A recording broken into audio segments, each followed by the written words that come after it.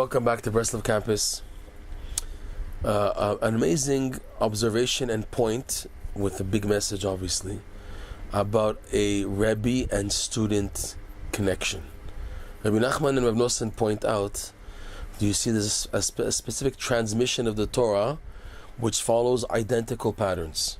What is this transmission and what is the common pattern? We see, for example, that there was a Moshe Rabbeinu who had a disciple called Joshua. And Joshua was the one who finished the job. He's the one who got the Jews finally into the Holy Land.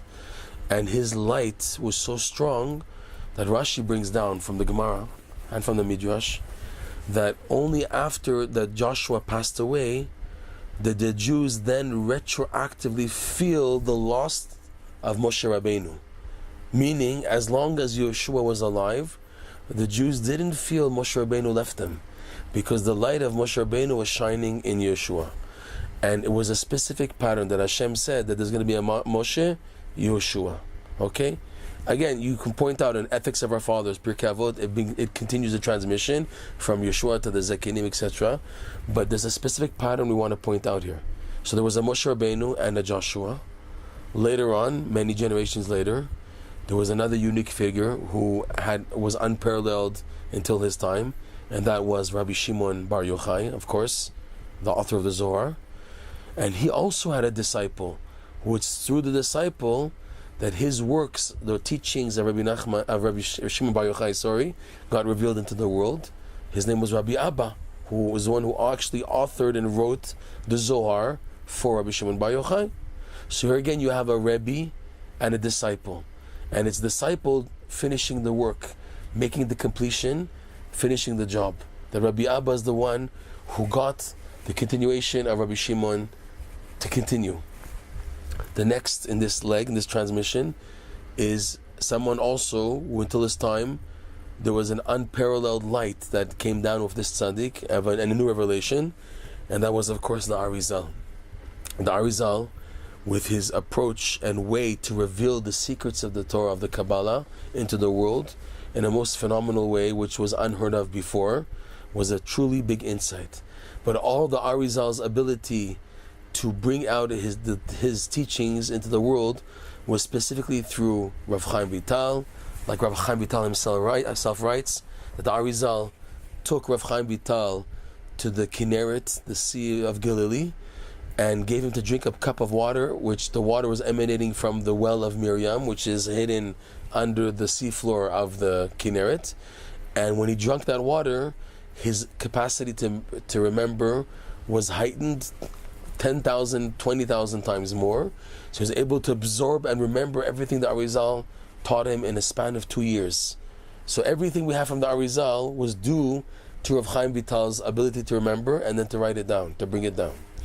And then the next big luminary who revealed a totally new approach, which is really old, but a new revelation of light, bringing a boost to the Jewish people, was that of the Baal Shem Tov, the holy Rav Yisrael Baal Shem Tov.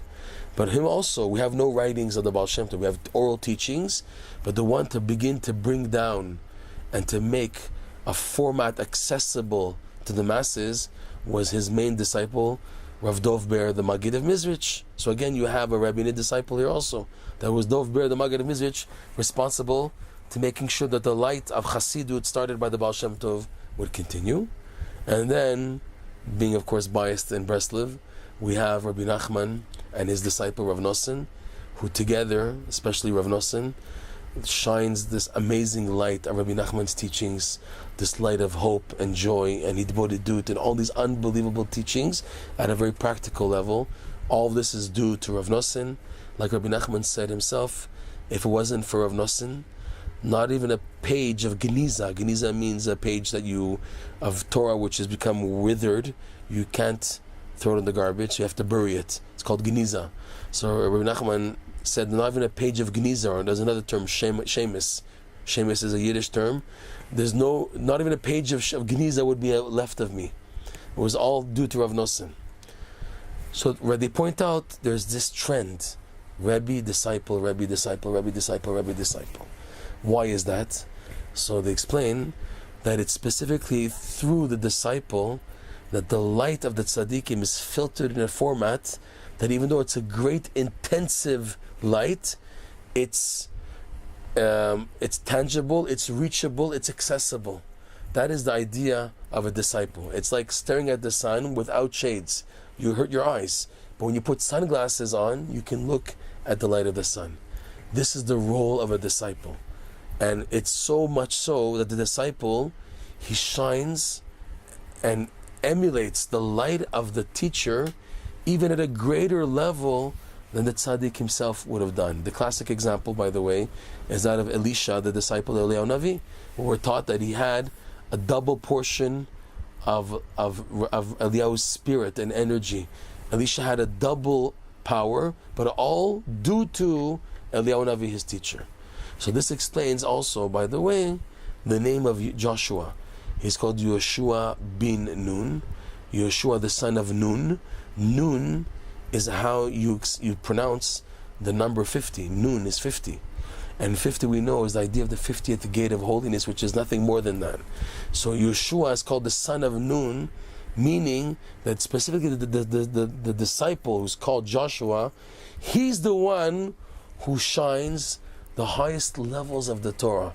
Even though he didn't attain them on his own, it's through his Rebbe, Moshe Rabbeinu, and Moshe Rabbeinu gets the credit. Still, the filter, the lens, the sunglasses are the disciples. And they're able to shine to us this big light of the tzaddikim in a format that we can take it, use it, and do practical application with it. That was the case with Joshua and Moshe, the case with Rabbi Shimon Bar Yochai and Rabbi Abba, the case with Rabbi Yitzchak Luria and Rav Chaim Vital, the case with the Baal Shem Tov and the Maggid Mizrich, and the case with Rebbe Nachman and his special disciple Rav Noson.